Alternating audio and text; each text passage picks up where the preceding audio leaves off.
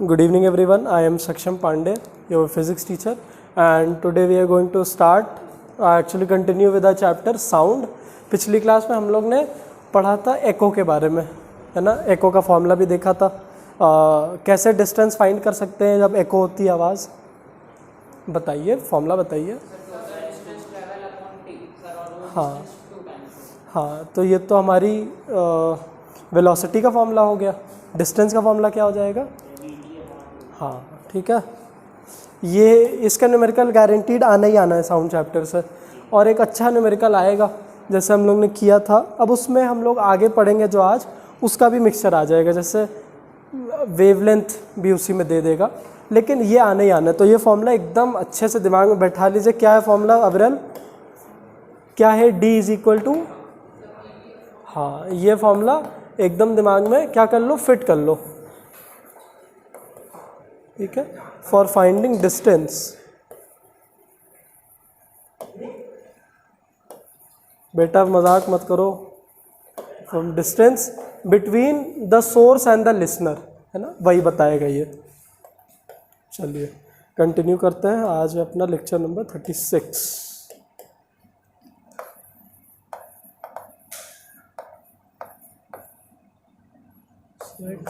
Physics. चलिए आज हम लोग वाइब्रेशंस के बारे में बात करेंगे। थोड़ा आज का टॉपिक दिमाग लगाने वाला होगा, सब लोग दिमाग खोल के बैठो।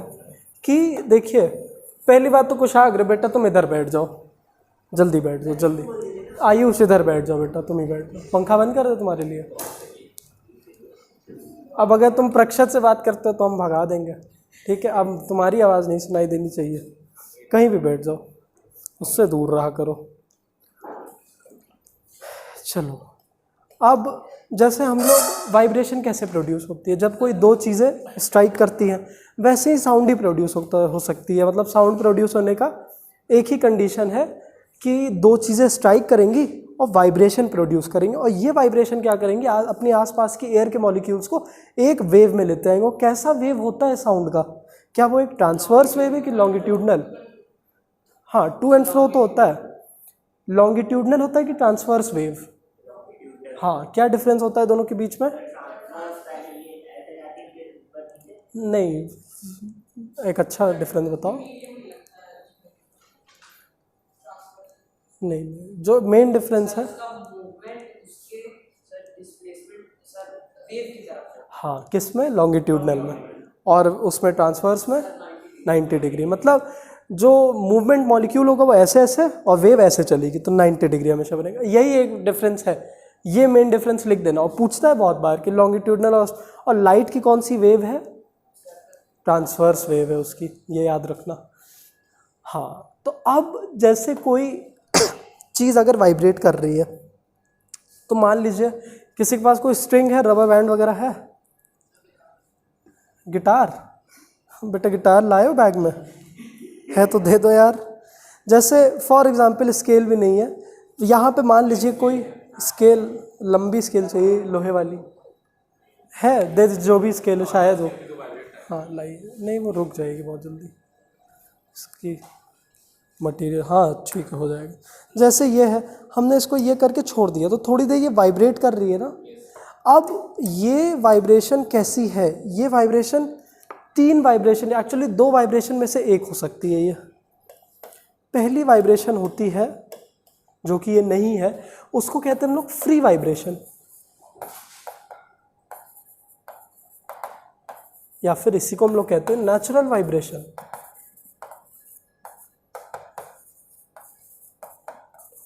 अब ये कैसे केसेस में होगी? बस ऐसे समझ लीजिए कि किसी चीज़ को आपने वाइब्रेट करके छोड़ दिया है और वो वाइब्रेट करना रुक ही नहीं रही है। अब ये किस कंडीशन में पॉसिबल है? बहुत बढ़िया। और वैसा एनवायरनमेंट को क्या कहते हैं? वैक्यूम। मतलब मैंने इसको वैक्यूम में वाइब्रेट करा के छोड़ दिया है, तो अब इस पर क्या नहीं लग रहा होगा? कोई एक्सटर्नल फोर्स नहीं लग रहा, कोई चीज़ मोशन में है। अब उसके अंदर तो इनर्शिया ऑफ मोशन आ ही जा रहा है ना। अब वो इनर्शिया ऑफ मोशन को कौन रोक देता है? उसके आसपास के एक्सटर्नल फोर्सेस। वही हम लोग भी, अगर हम लोग को वैक्यूम में छोड़ दिया जाए तो हम लोग तो नहीं रुकने वाले, ठीक है। तो वो एक्सटर्नल फोर्सेस होती हैं जो रोक देती है। अब यहाँ पे वो एब्सेंट है, एक्सटर्नल फोर्सेस आर एब्सेंट। ठीक है, ये 5 या 4 मार्क्स का क्वेश्चन आएगा और थ्योरी बेस्ड ही आएगा। फ्री वाइब्रेशन इसलिए बहुत अच्छे समझ लो। ठीक है, और अब इसकी अगर मैं मतलब समझे ना फ्री वाइब्रेशन का, अब ये फ्री इस टर्म में क्यों होगा?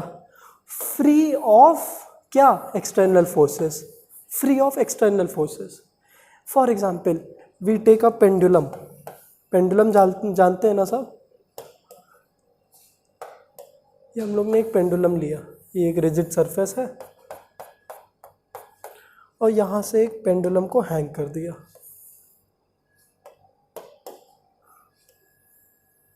है ना, और हम लोग इसको खींच के लेते गए इस पोजीशन तक, यहाँ पे लेके आए इसको।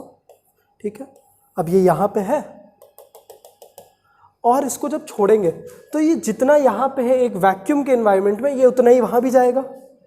इतना सबको क्लियर है? क्या इसके पीछे कौन सा लॉ लगेगा?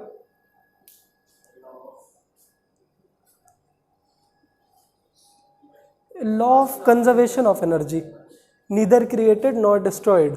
तो यहाँ पे डिस्ट्रॉय तो हुई नहीं बिल्कुल एनर्जी, क्योंकि एयर ही नहीं थी इसको डिस्ट्रॉय करने के लिए। तो जितना यहाँ था उतना ही यहाँ पे भी। और अगर हम लोग इसको यहाँ एक्चुअली छोड़े तो क्या ये इतना जा पाएगा? गलत, ये इतना कभी नहीं आ पाएगा, थोड़ा सा कम आएगा। ये फिजिक्स में बहुत बड़े बड़े, नहीं पहली बार भी इतना नहीं जा पाएगा, ये पहली बार भी इतना नहीं, मतलब एग्जैक्टली अगर ये 2 सेंटीमीटर यहाँ पे गया है तो ये 2 सेंटीमीटर यहाँ नहीं जा सकता है, ये 1.99 तक जा सकता है। अच्छा, हमको लगा आप बोल रहे हैं कि नहीं पहली बार चला जाएगा उसके बाद कम। ये तो हाँ, तो ये तो बहुत बड़े बड़े फिजिसिस्ट ने इसका एक्सपेरिमेंट किया है कि अपने हाथ में से बॉब लेके अपने यहाँ पे रख के ऐसे छोड़ा है, बहुत भारी बॉल, 10 किलो की बॉल। साइंटिस्ट का नाम नहीं याद आ रहा मगर बहुत फेमस फिजिसिस्ट है। उन्होंने छोड़ा और वो बॉल बहुत दूर गई और एकदम यहाँ पे आके रुक गई इनके मुंह पे। तो फिजिक्स मतलब प्यार है कि यहाँ पे छोड़ा दिखाने के लिए कि नहीं रुक जाएगी क्योंकि एयर खा लेगी, तो यहाँ पे किया, सबको लगेगा लग जाएगी, पर एकदम यहाँ पे आके ही रुक गई, यहीं से छोड़ा यहीं पे रुकी। ठीक है, अब उसमें बहुत एक्यूरेसी भी चाहिए। ये था हमारा रोप, इसका नेचर इलास्टिक नहीं होना चाहिए, अगर इलास्टिक होता तो गड़बड़ हो जाता। ठीक है, तो हम लोग तो अभी वैक्यूम की बात कर रहे हैं, इन वैक्यूम तो सेम आ जा रहा है, इन वैक्यूम नहीं, आपने स्पेलिंग हमको करेक्ट किया था, VACUUM। ठीक है, गलती दोहरानी नहीं चाहिए। 2 सेंटीमीटर, ठीक है, 2 सेंटीमीटर 2 सेंटीमीटर। अब ऐसे केस में इसको हम लोग कहते हैं क्या? इसको हम लोग कहते हैं मीन पोजीशन। अब ये मीन सेल्फिश वाला नहीं है, फिर बात करने लगे ना बेटा, कुशाग्र उधर जाओ यार, मतलब रेडियो एक्टिव एलिमेंट हो भाई तुम, उधर जाओ उधर। हाँ तो उधर जाके बता दो।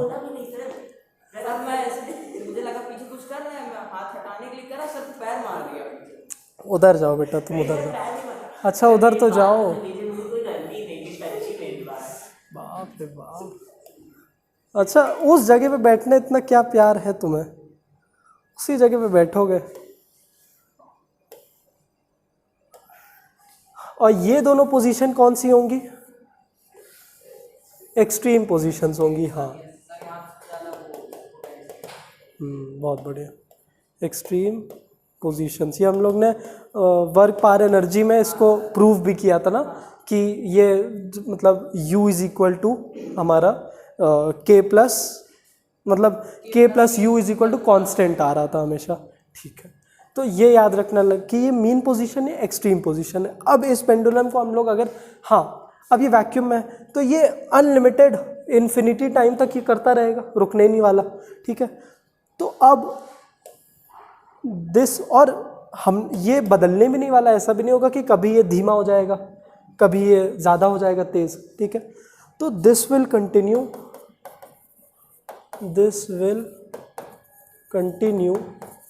कब तक अविरल?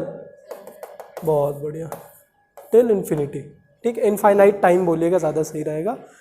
और अब इसका हम लोग एक वेव बना देते हैं, मतलब इसको हम लोग अब एक ग्राफ पे प्लॉट करते हैं इसी पेंडुलम को, ठीक है। वहाँ से वाईफाई चला दो बेटा, वरना पीडीएफ नहीं बन पाएगा इसका। वाईफाई नहीं चलाते हो तुम, तुम्हारा काम कैसे चलता है? हाँ कुशाग, वाईफाई नहीं चलाते हो तो तुम्हारा काम कैसे चलता है? नहीं देख रहे हो? अरे वाह, चलिए। ग्राफिकल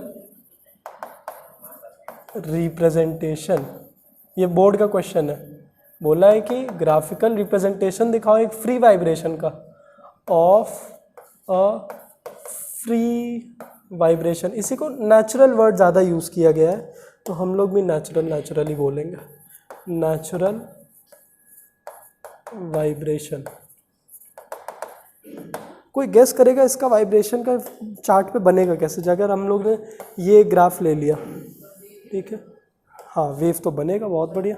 तो ये हम लोग इधर डिस्प्लेसमेंट ले रहे हैं वाई एक्सिस पे, ठीक है, डिस्प्लेसमेंट, और इधर टाइम ले रहे हैं। तो अब हाँ, इस पेंडुलम को देखो, हॉरिजॉन्टल ऐसे बन जाएगा, ऐसे,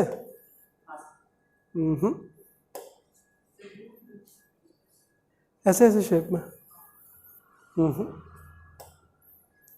किसी का गैस?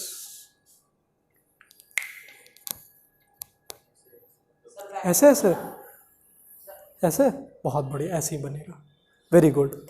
अब देखिए इसके पीछे ये हम लोग बस याद कर लेते हैं कि ऐसा होता है, मगर याद करने की ज़रूरत नहीं है। देखिए अगर आप लोग ध्यान से देखो कि हम लोग इसको प्लेसिंग कैसे कर रहे हैं, जैसे अभी तक मुझे नहीं लगता कि इसकी प्लेसिंग कोई समझ पाया है। ये मीन पोजीशन है, हाँ बहुत बढ़िया। अब इसको अगर हम लोग समझने की कोशिश करें, ये मीन पोजीशन जो है यही है, ये लाइन, इजी भाषा में ये लाइन ही वो मीन पोजीशन है। तो पेंडुलम हम लोग अगर देखें तो मान लीजिए इधर एक डिस्प्लेसमेंट दिखाया, इसके अराउंड मान लीजिए पॉजिटिव डिस्प्लेसमेंट इधर है, इधर नेगेटिव डिस्प्लेसमेंट है। तो इसको अगर प्लेस किए हम लोग तो पॉजिटिव ऊपर, और फिर ये बात आ जाती है, चलिए ऊपर तो उठा, लेकिन सर आपने यहाँ पे ये ऐसे क्यों कर दिया, मतलब ये इतनी देर के लिए तो ये सीधा बन गया, सीधा क्यों किया आपने? अरे वाह यार अबरल, क्या खा के आए हो? यहाँ पे आके फ्रैक्शन ऑफ सेकेंड के लिए रुकता है ना ये, ठीक है, तो वही डेमोन्स्ट्रेट करने के लिए यहाँ पे हम लोग इसको रोकते हैं, और ये उतना ही यहाँ पे भी जाएगा, फिर ये, और ये मैं कब तक बना सकता हूँ? इन्फिनिटी। यही देखना है हम लोग को, ठीक है, ये रुकने नहीं वाला। आप लोग ऐसा करिएगा एग्जाम में कि इसको लंबा थोड़ा खींचिएगा और कम से कम 3 वेव बना दीजिएगा, और ध्यान रखिएगा कि आपकी ये साइज छोटी नहीं होनी चाहिए, और ऊपर एक डॉटेड लाइन बना दीजिएगा, और ये देखिए ये इसी के छूना चाहिए, टच होना चाहिए। तो हम लोग को क्या कर लेना चाहिए, गूगल से एक डायग्राम उठा लेना चाहिए, ठीक है, क्योंकि ड्राइंग इश्यूज, नेचुरल वाइब्रेशन,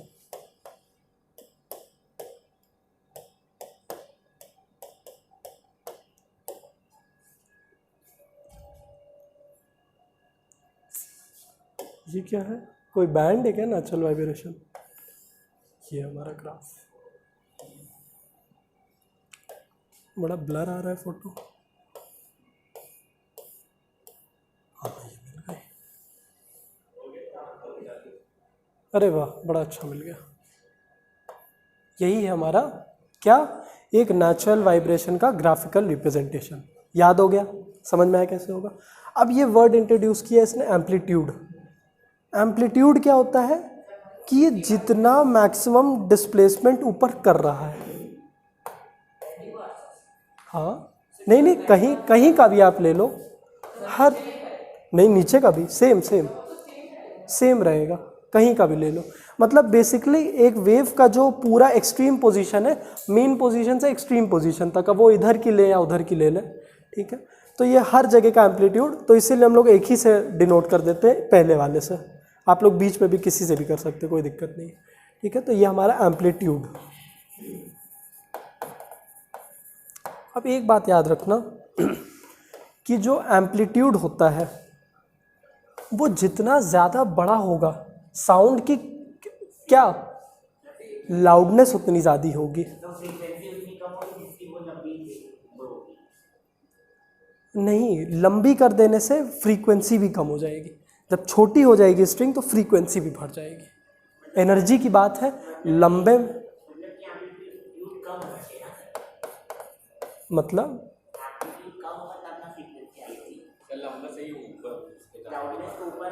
हाँ, अच्छा श्रिलनेस पूछ रहे हैं, तो श्रिलनेस का फ्रीक्वेंसी से कनेक्शन होता है। जितनी ज़्यादा फ्रीक्वेंसी उतनी ज़्यादा श्रिलनेस होती है आवाज़ में। हाँ ठीक है, तो एम्पलीट्यूड जितना ज़्यादा लाउडनेस उतनी ज़्यादा। तो अब एग्ज़ाम में क्वेश्चन कैसा आएगा कि आपको एक वेव बना के दे देगा, आपको 3 वेव देगा अलग अलग टाइप का, एक की छोटी एम्पलीट्यूड, एक की बड़ी, पूछ लेगा बताओ सबसे लाउड वॉइस कौन सी है। तो आपको एम्पलीट्यूड पे ध्यान देना है, जिसकी सबसे ऊंची एम्पलीट्यूड उसकी सबसे लाउड वॉइस। इतना नोट करिए जल्दी जल्दी, ये जहाँ जहाँ जो भी इम्पोर्टेंट लगे उसको नोट करिए।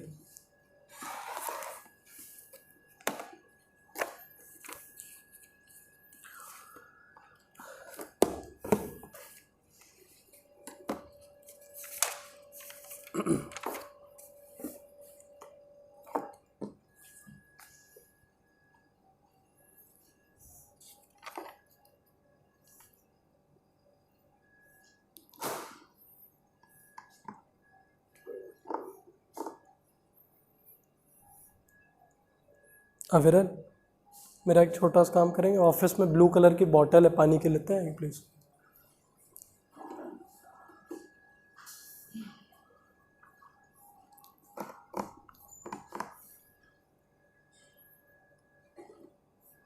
वेव के लिए मैं तो सजेस्ट करूँगा पहले ही मतलब सेम डिस्टेंसेस पे ऊपर डॉटेड लाइन बना लेना, फिर वो वेव को टच करा करा के चला लेना, तो उससे कोई दिक्कत नहीं आएगी। वैसे तो आपके में तो लाइनिंग वाला ही पेपर रहेगा, तो लाइन गिन लेना, 3 लाइन ऊपर 3 लाइन नीचे।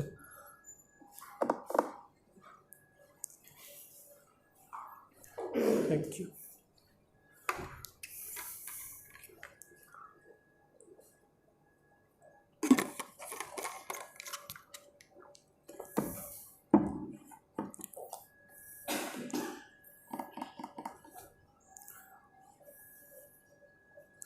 बढ़े आगे। तो ये फ्री वाइब्रेशन में एक और पॉइंट पता चल गया क्या, कि इसका एम्पलीट्यूड भी हमेशा सेम रहने वाला है। Amplitude will be the same या फिर विल बी कांस्टेंट। जितना एम्पलीट्यूड है मतलब ये जो आवाज़ भी आएगी वो भी कांस्टेंट ही है। वैसे आवाज़ तो प्रैक्टिकली तो सुन ही नहीं पाएंगे आप, क्योंकि ये तो वैक्यूम में है तो ट्रैवल नहीं कर पाएगी, लेकिन हाइपोथेटिकली इसकी आवाज़ का जो लाउडनेस रहेगी वो मेंटेन्ड रहेगी। नहीं सुनाई देगा, नहीं, इसलिए तो वो लोग हेलमेट में वॉकी टॉकी या कि किसी से बात करते होंगे।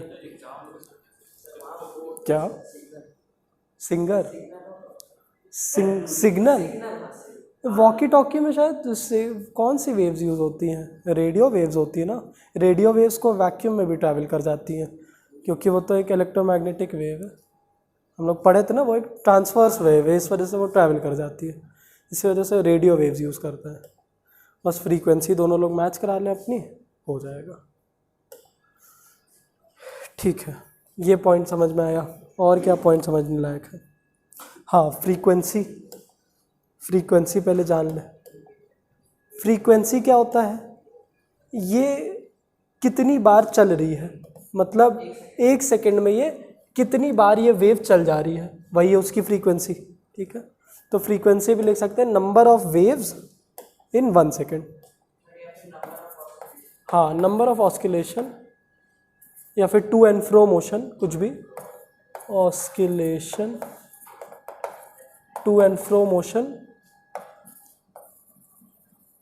इन 1 सेकेंड, ये याद रख लेना।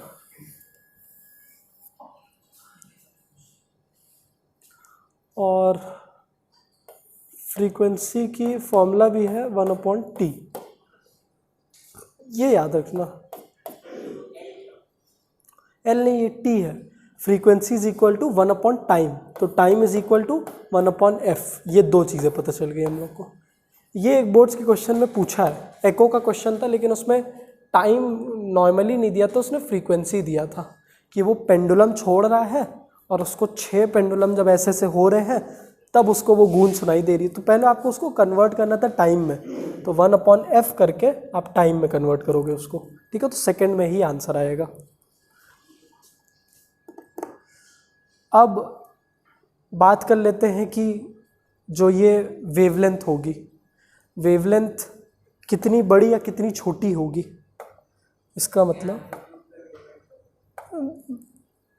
एम्पलीट्यूड पे नहीं डिपेंड करेगा, वेवलेंथ की वजह से एम्पलीट्यूड, मतलब एम्पलीट्यूड नहीं वो है। अब ये किस पे डिपेंड करेगा, प्रैक्टिकली देखिए तो ये हमारी जो रोप की लेंथ है उसी पे डिपेंड करेगा। रोप की लेंथ के साथ इसका डायरेक्ट रिलेशनशिप रहेगा, और डिपेंड करेगा ये ग्रेविटी के ऊपर, एक्सेलरेशन ड्यू टू ग्रेविटी के ऊपर। तो ये जितना ऊपर जाता जाएगा उतनी तेज़ी से उसके अंदर एनर्जी आएगी नीचे आने की, ठीक है।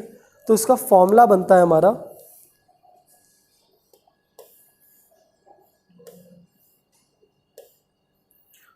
वेवलेंथ। तो चलिए, वेवलेंथ डिपेंड करती है अभी के लिए जान लीजिए दो चीज़ों पे।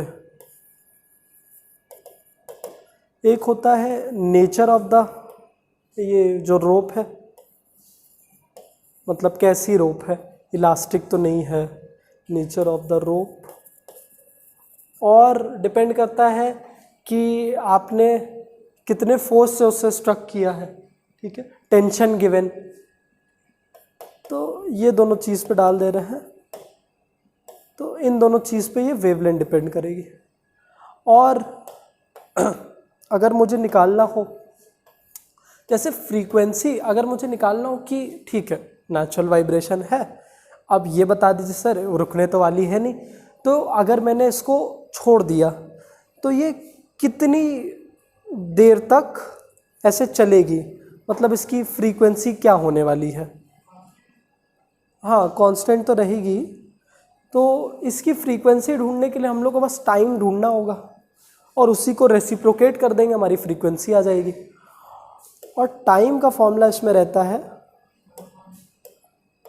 नहीं वही उल्टा ही करते रहेंगे क्या, t is equal to 1/f, f is equal to 1/t। तो ये हमारा बन जाता है। पहली बात तो जो डायरेक्ट रिलेशन है उनको यहाँ पे लिख देंगे, डायरेक्ट रिलेशनशिप इसका लेंथ के साथ है। लेंथ जितनी बढ़ाएंगे उतना ज़्यादा टाइम इन्वॉल्व हो जाएगा। अब छोटी है, यहाँ से किया तुरंत जल्दी जल्दी करने लगा, लंबी कर दी है बहुत दूर गई, बहुत देर तक आई, ठीक है। और ग्रेविटी के साथ इन्वर्स रिलेशनशिप है। और यहाँ पे लगा दो 2π। तो ये रहा हमारा टाइम का फॉर्मूला, इसको नोट कर लो और उस पर लिख लेना कि L हमारी लेंथ ऑफ द रोप है और G हमारी एक्सेलरेशन ड्यू टू ग्रेविटी है। ये जैसे अगर पेंडुलम बना भी दिया तो ये हमारी L है और जो G लगेगी वो मैं दिखा नहीं सकता, तो यहाँ पे G acceleration due to gravity है।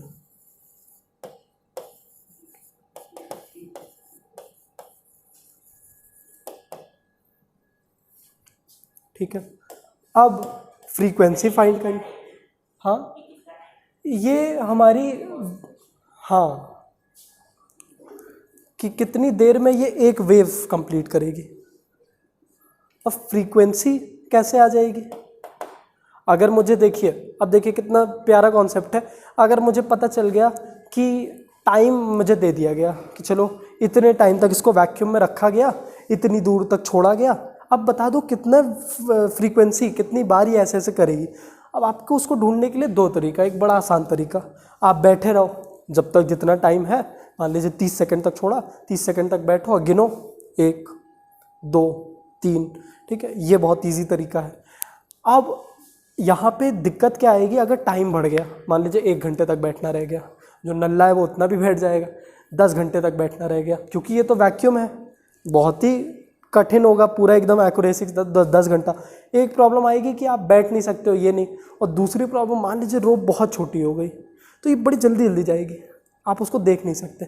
इसलिए हम लोग उस तरीके से फ्रीक्वेंसी नहीं गिन सकते, वरना फ्रीक्वेंसी गिनने का क्या है, देखते रहो देखते रहो।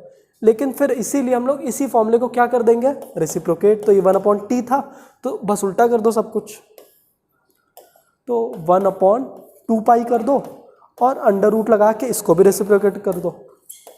तो ये हमारा बन गया फ्रीक्वेंसी का फॉर्मूला। वैसे ये सब फॉर्मूले के एप्लीकेशंस नहीं आएंगे, बस पूछ लिया जाता है कि कैसे ढूंढोगे।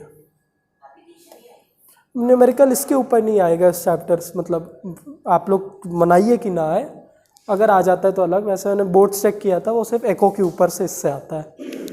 अब इस साल अगर मन किया तो दे देगा, क्योंकि इससे बहुत मुश्किल हो जाता है, इसमें फॉर्मूले बहुत हैं। अभी तक बात क्लियर है? क्लियर है ना? हाँ तो बोल दीजिए कि ना। कुशाग्र क्लियर, सब कुछ क्लियर है अभी तक?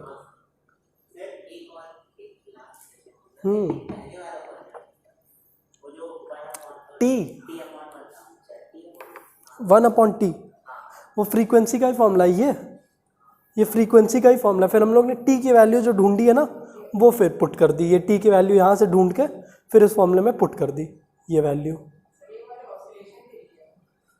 नहीं, ये फ्रीक्वेंसी के लिए समझिए ना कि अब देखिए,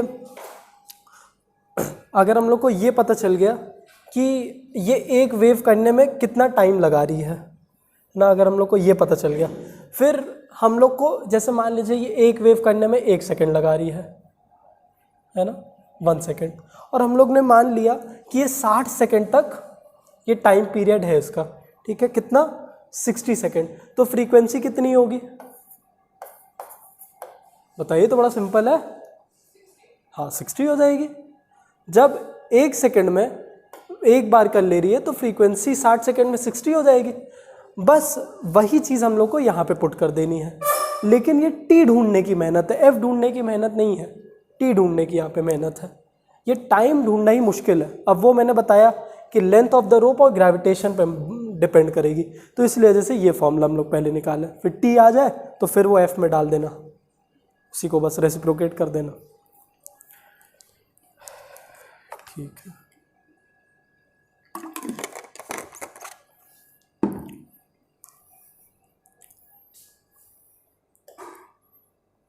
अभी तक क्लियर है? चलो बहुत अच्छी बात है अगर क्लियर है तो। अब देखते हैं कैसे वेरिएशन आ सकता है। एक ही स्ट्रिंग है सेम लेंथ की, हम लोग ने सेम ही स्ट्रिंग ली है सेम लेंथ की, तो अगर उसकी वाइब्रेशन हम लोग अलग अलग निकाल सकते हैं? नहीं निकाल सकते। क्या हो गया, दिमाग नहीं काम कर रहा है। एक सेम लेंथ की स्ट्रिंग हम लोग ने ले ली, for example this is our string, और हम लोग इस पर सेम फोर्स से स्टक कर रहे हैं, इसको प्लग कर रहे हैं, स्ट्रिंग को खींचने को प्लग करते हैं, ठीक है। हम लोग सेम फोर्स से इसको प्लग कर रहे हैं, तो क्या हम लोग इससे अलग अलग वाइब्रेशन निकाल सकते हैं कि सेम ही वाइब्रेशन निकलेगी? अगर सेम स्ट्रिंग है, सेम लेंथ पे बंधी है, सेम ही स्ट्रिंग है, यही स्ट्रिंग है, बहुत बढ़िया। जहाँ पे प्लग करें, अब यहाँ पे करेंगे, यहाँ पे, उससे डिपेंड करेगी कैसे वो देखते हैं। अब है हमारा topic variations of vibration, variation in vibration in a stretch string, vibration in wire या फिर स्ट्रिंग, कुछ भी बोल लीजिए।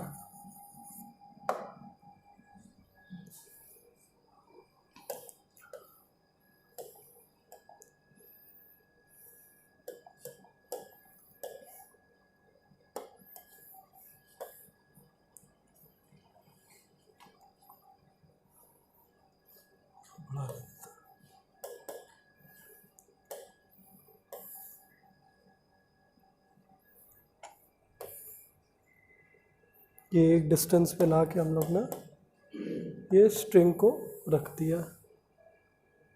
अब ये जो एक्सट्रीम पोजीशंस है इनको यहाँ पे कहा जाता है नोड्स। ठीक है, this is are nodes.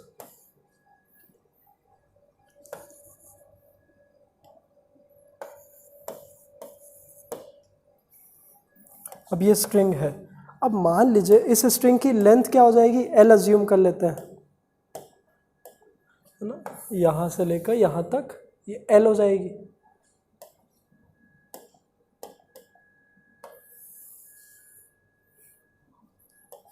This is R L length को एल ही से अज्यूम करिएगा। अब अगर हम लोग इसको प्लग करते हैं इन द मिडिल तो कहाँ पे स्टक करेंगे? हाँ, तो कहाँ पे स्टक कर सकते हैं? उसकी मैथमेटिकल इक्वेशन क्या आएगी? पूरी स्ट्रिंग एल है, बीच से, हाँ, l/2 पे। तो when we are plucking at l/2 यहाँ पे हम लोग ने इसको प्लग किया, तो कोई बताएगा कैसी वेव आएगी? दोनों तरफ इक्वल। इसकी वेव कुछ ऐसी बनी। इस वेव की एम्पलीट्यूड बहुत हो जाएगी लेकिन फ्रीक्वेंसी नहीं आएगी। मतलब फ्रीक्वेंसी उतनी ज़्यादा नहीं आएगी, वो हम लोग समझेंगे। मतलब इसकी एम्पलीट्यूड ज़्यादा रहेगी लेकिन फ्रीक्वेंसी उतनी ज़्यादा नहीं रहेगी। फ्रीक्वेंसी तो आएगी, बिना फ्रीक्वेंसी कैसे नहीं आएगी?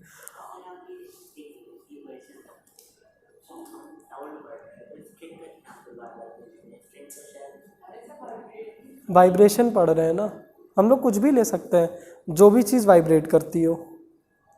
हमने बोला तो वायर भी ले लो। हाँ हाँ, वेवलेंथ कौन सी स्ट्रिंग होती है? हाँ, ये लैम्डा ही है। ये असल में इसको रिप्रेजेंट ऐसे किया जाता है क्योंकि वेरिएशन दिखाना है हम लोग को। अगर मैं इसको आगे चलाऊं तो फिर ये ऐसे चलता रहेगा, मतलब ये वही ग्राफ है। यहाँ पे हमारा डिस्प्लेसमेंट है और यहाँ पे हमारा टाइम है। जैसे अगर आप लोग बुक में देखिए, ये पेज नंबर 156 पे जो भी आपका हो, नेचुरल वाइब्रेशन के आगे जाइए, नेचुरल वाइब्रेशन में ही आगे चलिए, नीचे 3 ठो ग्राफ दिया है ना, उधर देखिए, वो जो छोटे छोटे दिए। अब ये इतना छोटा दिया है लेकिन एग्ज़ाम में यही बहुत ज़्यादा पूछा जाता है, इसी वजह से इसको मैंने इतना बड़ा करके दिखाया है। तो अगर मैं इसको चलाऊं आगे तो ये ऐसे लेके चलता चला जाएगा।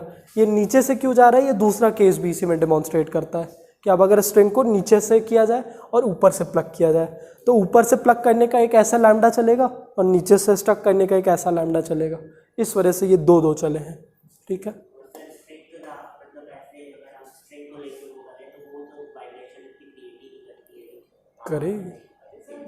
करेगी और प्लस ये वैक्यूम में भी कर रही है, अभी तक नेचुरली ही चल रहा है सब कुछ। हाँ, ये सेम चलता चला जाए, इसीलिए मैं इसको आगे नहीं एक्सटेंड कर रहा हूँ, ये कम नहीं होने वाली। डिपेंड नहीं करता है, नहीं, बहुत डिपेंड करेगा। अगर वैक्यूम रहेगी तो ये धीरे धीरे कम होता रहेगा, वही हम लोग इसके बाद पढ़ेंगे वाइब्रेशन। अभी सिर्फ नेचुरल, अभी सब कुछ वैक्यूम में ही बात हो रही है। ठीक है, तो ऐसे केस में क्या हो जाएगा, इसका एम्पलीट्यूड हाई रहेगा, मतलब इस आवाज़ में लाउडनेस रहेगी और हमारी फ्रीक्वेंसी क्या रहेगी, कम रहेगी। और अगर मैं इस रोप का इस वेवलेंथ निकालना हो कि वेवलेंथ कितनी होगी, तो बस 1/L करना होगा हम लोग को। अगर हम लोग को लैम्डा निकालना हुआ तो 1/L कर देंगे, रोप ही का रेसिप्रोकेट कर देंगे, जितना लेंथ है उसी को 1/, कर देंगे। ठीक है, इतना नोट कर लीजिए।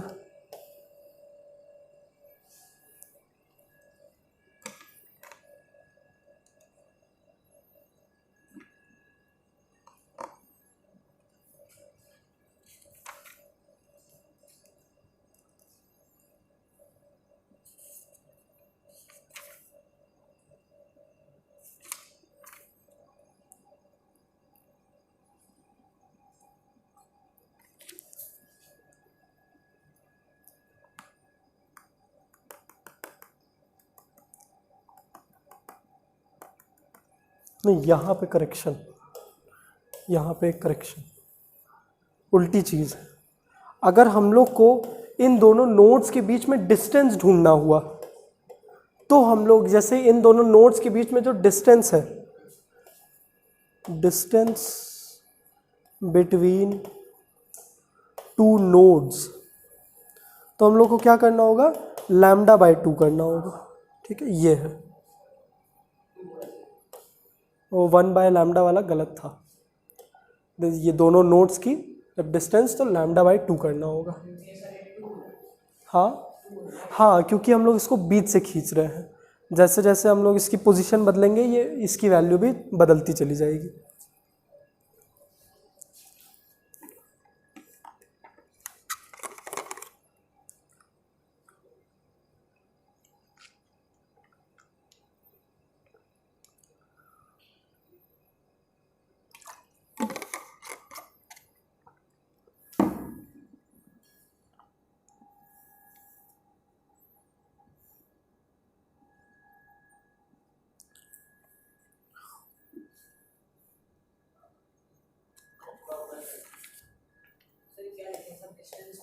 बिटवीन टू नोड्स, इन दोनों नोड्स के बीच में डिस्टेंस।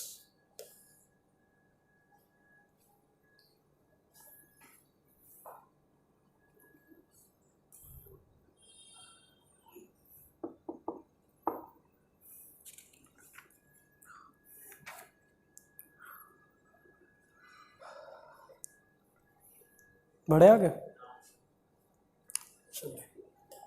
यही सेम स्ट्रिंग लेते हैं सेम डिस्टेंस पे।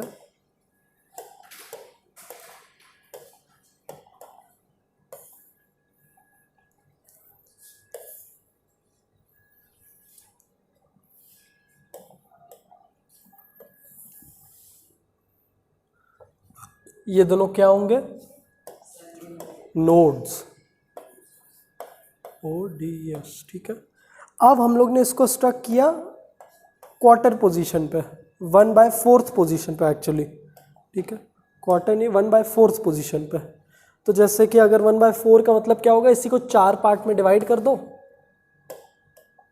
1 2 3 चौथा, तो उसी में से कोई किसी भी यहाँ पे, या तो यहाँ पे कर सकते हो या तो यहाँ पे। ठीक है, यहाँ पे अगर हम लोग इसको स्ट्रक किए L/4, ठीक है, इस पे अगर स्ट्रक किए तो क्या हो जाएगा, हमारे पास 2 वेव्स आ जाएंगी। अब ये तो अब इन्फिनिटी चलता रहेगा, लेकिन इतनी ही सेम डिस्टेंस पे जब हम लोग ने लिया, उतने में ही जहाँ बीच में स्ट्रक करने पे हमारे पास 2 वेव आ रही थी, है ना, जैसे बीच में स्ट्रक कर रहे थे तो सॉरी 1 वेव आ रही थी, वैसे ही अब इसको करने पे हमारे पास 2, ये मतलब टू एंड फ्रो चला आ रहा है। ठीक है, और वही नीचे से भी चले आएगी, ये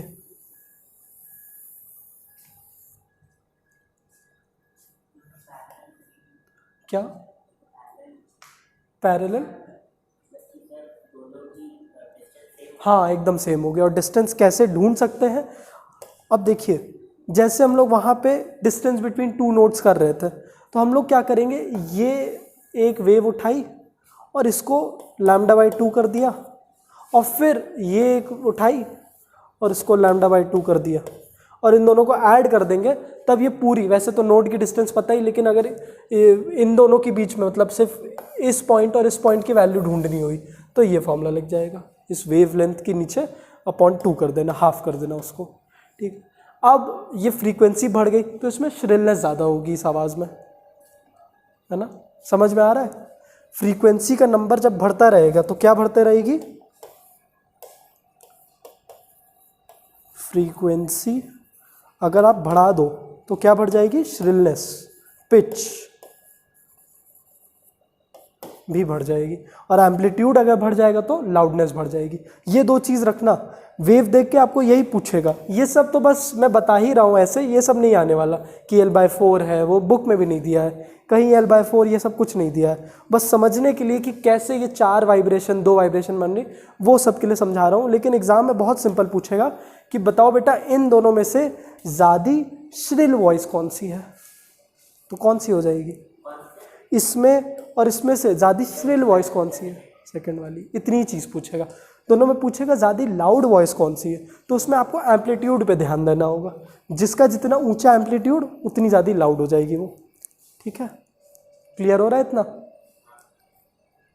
ठीक है, अब लास्ट केस।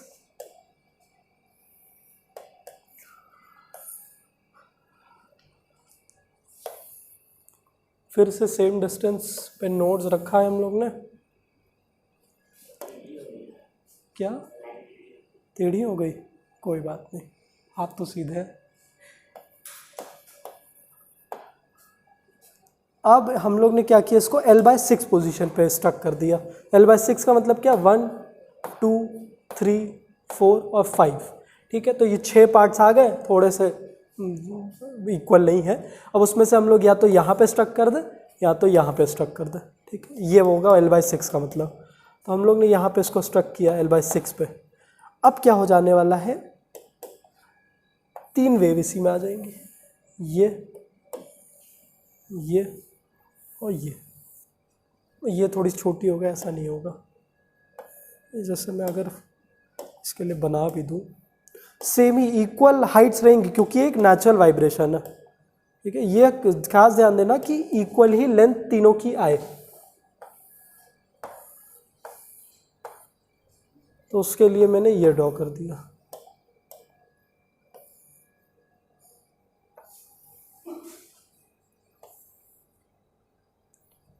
उसको टच कराते हुए ये और ये, और वही नीचे से भी निकाल लिया ये। यार ये वेव ले जाना बड़ी मुश्किल काम होता है।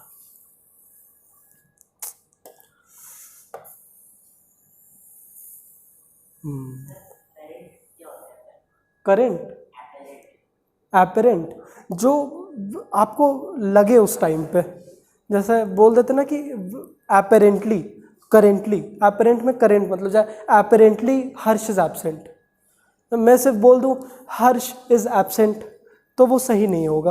एपरेंटली अभी के लिए, अब क्या पता 2 मिनट बाद हर्ष आ जाए, जो कि करता है वो, है ना।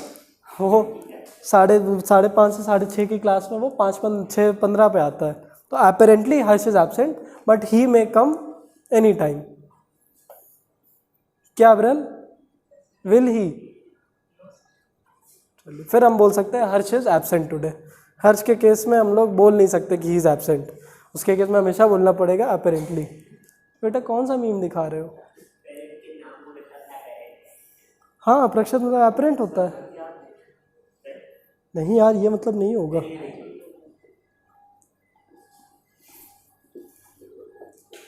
प्रक्षत, अबे यार,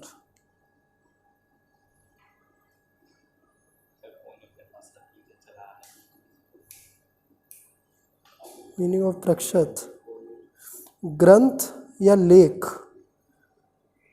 जो छाप कर सबके सामने लाया गया हो, इनको तो ग्रंथों, प्रक्षत मतलब है ग्रंथ।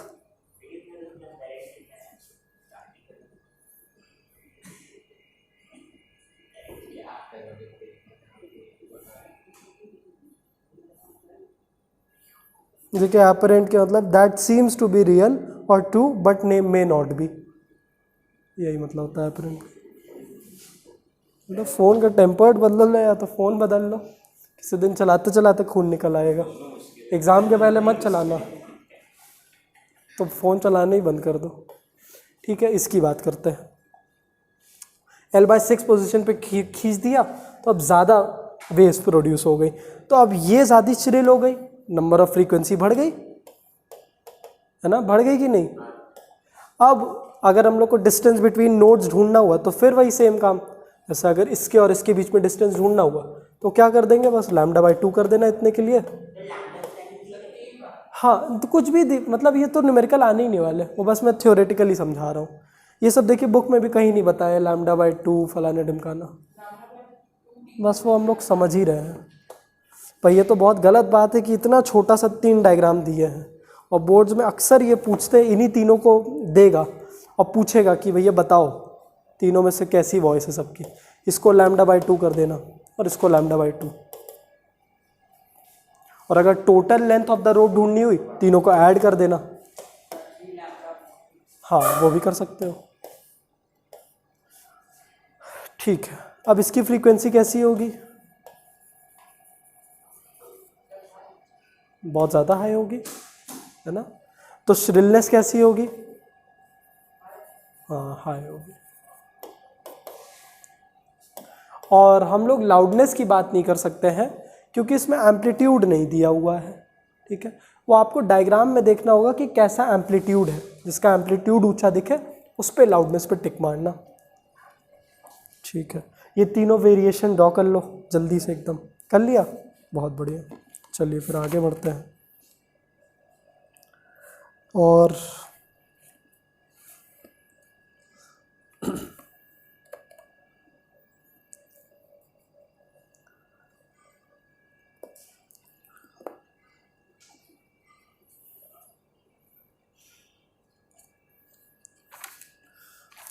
इसका एग्जाम्पल वही पूछता है, अगर कोई वेरिएशन इन वाइब्रेशन का, तो बोल देना गिटार स्ट्रक इन वैक्यूम, है ना, गिटार की स्ट्रिंग या फिर कोई भी स्ट्रिंग स्ट्रक इन वैक्यूम। और अगर आता है कि ये जो वेवलेंथ है इसकी स्पीड क्या होगी, मतलब कितनी जल्दी जल्दी चल रहा है ये, हाँ वेलोसिटी क्या होगी। तो वेलोसिटी तो डिपेंड करती है एक ही चीज़ पे, हाँ डिस्टेंस अपॉन टाइम पे, लेकिन हाँ करेक्टली डिस्प्लेसमेंट अपॉन टाइम, लेकिन मीडियम पे डिपेंड करती है।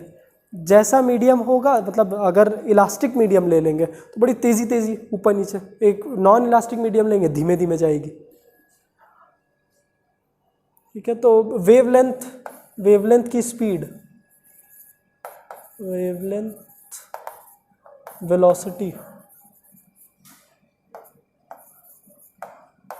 Depends on the medium.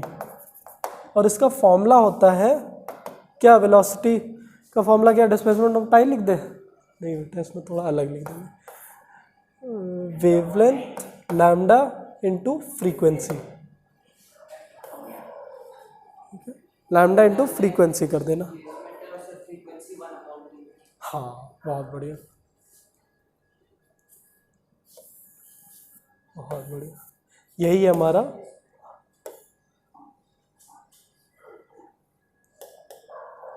d और ये हमारा 1/t, तो ये जोड़ के d/t ही आने वाला है, ठीक है। ये वेलोसिटी, वेवलेंथ और ये तो फ्रीक्वेंसी है। अब अगर फ्रीक्वेंसी का फॉर्मूला पूछ ले इससे तो नहीं बेटा, अब इस फॉर्मूले को रेसिप्रोकेट, हाँ बस लैम्डा को उधर भेज दो, तो वेलोसिटी अपॉन लैम्डा। और अगर वेवलेंथ पूछ ले, लैम्डा पूछ ले वेवलेंथ कितनी होगी, तो वेलोसिटी अपॉन फ्रीक्वेंसी।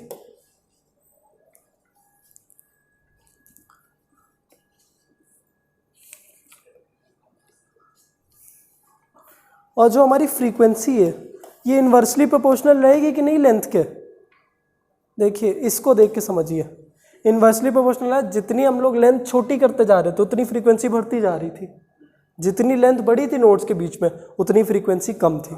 तो एक इन्वर्स रिलेशन डिराइव हुआ, is inversely proportional to length, ठीक है। नहीं, लेंथ ऑफ द रोप है ये, वेवलेंथ पे नहीं, वेवलेंथ तो बाद में आएगा ना, पहले तो हम लोग रोप ही का डिस्टेंस बना दिए, फिर इसको हम लोग अगर बीच से करेंगे तो कम फ्रीक्वेंसी, साइड से करेंगे तो ज़्यादा, एकदम ही एक्सट्रीम से कर देंगे तो बहुत ज़्यादा आएगी। तो इसका फॉर्मूला ऐसे भी F इज इक्वल टू 1/लेंथ, इसका फॉर्मूला था वो।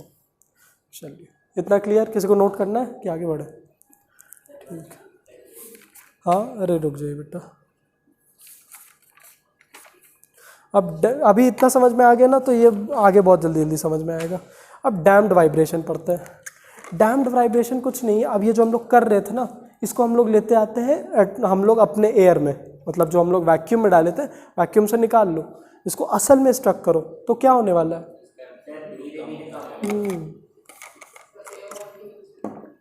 बस इतनी ही बात है डैम्ड वाइब्रेशन की। अगर फ्री नेचुरल समझ में आ गया तो बाकी बड़ी जल्दी समझ में आ जाएगा, इसीलिए छोड़ नहीं रहा हूँ। Damped vibration. अब इसमें पॉइंट्स पे लिख देना कि इसमें एक्सटर्नल फोर्सेस आर प्रेजेंट, है कि नहीं। इसमें amplitude is not constant, amplitude will decrease gradually और फ्रीक्वेंसी विल डिक्रीज, है ना। और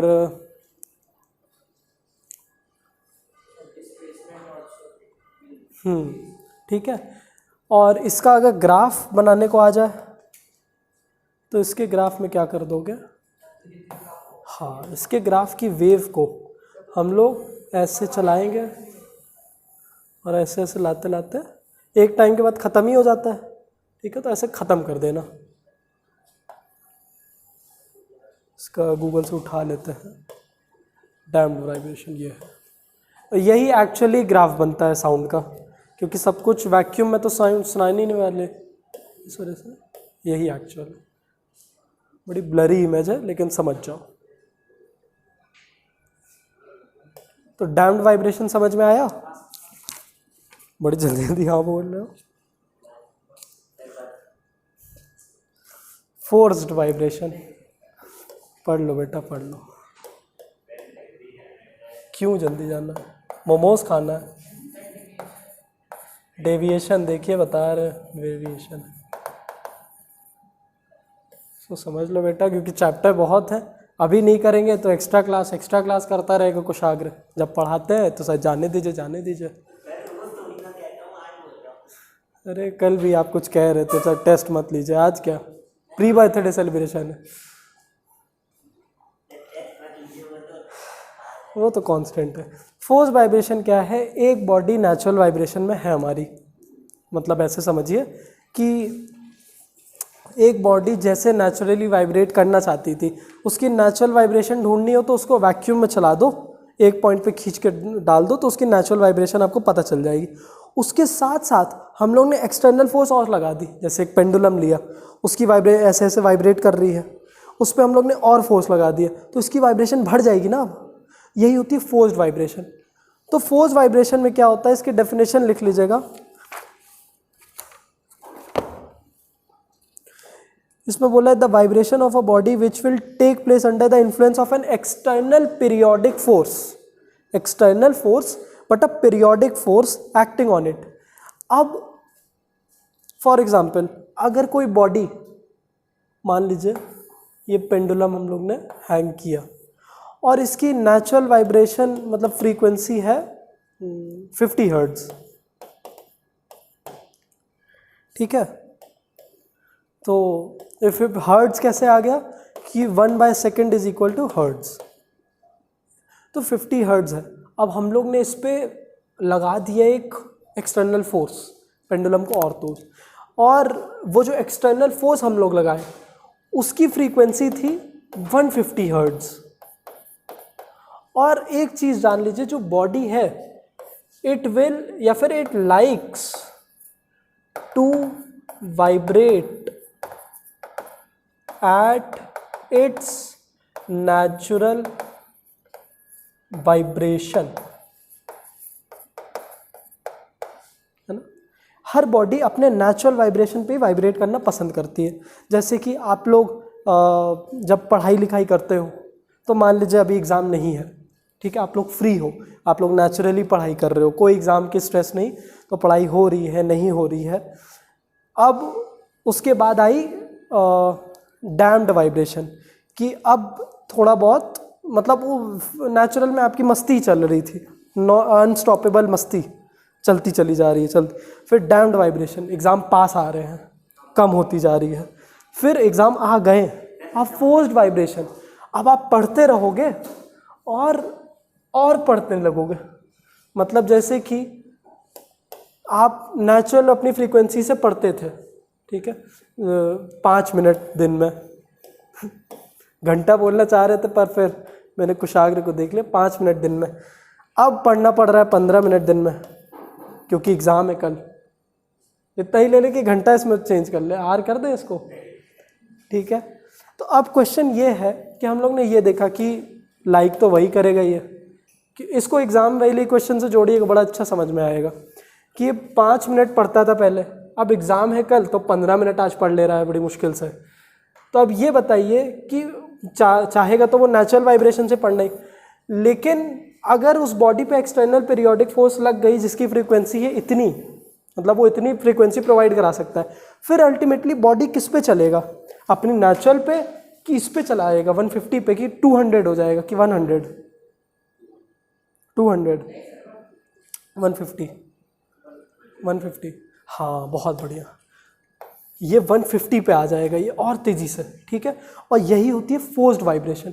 लेकिन अब उस बंदे को ये पसंद थोड़ी ना आएगा, तो पहले जितने लगन से पढ़ रहा था वो था उसका एम्पलीट्यूड, तब उसका अगर वो अपने नेचुरल वाइब्रेशन पे पढ़ रहा है, अपने नेचुरल फ्रीक्वेंसी पे पढ़ रहा है, तो उसका एम्पलीट्यूड हाई रहेगा। एम्पलीट्यूड नहीं बेटा उनको मत दीजिए ये सब। कहाँ जा रहे हैं बेटा? अरे नहीं बेटा जाने दीजिए, 5 मिनट रुक जाइए उसको। अच्छा मैसेज करना है क्या आपको कि 5 मिनट रुक जाओ? तो रुक जाइए। एम्पलीट्यूड इसका क्या हो जाएगा? हाई हो जाएगा, ठीक है। एम्पलीट्यूड हाई होने वजह से क्या हो जाएगा? लाउडनेस भी इसकी हाई हो जाएगी। इतना तो क्लियर होगा, ये दोनों चीज़ बढ़ी। अब फोर्स वाइब्रेशन में क्या हो जाता है, जब ये 150 पे चला जाएगा तो भले ये पढ़ ज़्यादा रहा है लेकिन इसकी एम्पलीट्यूड गिर जाएगी।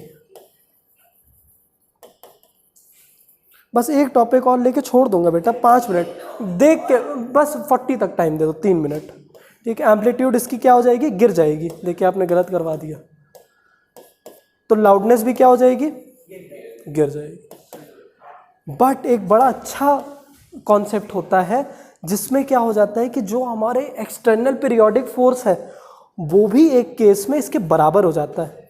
और जैसे ये हुआ, जैसे फॉर एग्जांपल आप पढ़े हुए हो सब कुछ, आपको बस रिवीजन करना है। पहले केस में क्या था, पढ़े कुछ नहीं थे, एक ही दिन पहले एकदम एक्स्ट्रा पढ़ डाले, पहले 5-5 मिनट, आज 15 मिनट वाली पढ़ाई कर दी है।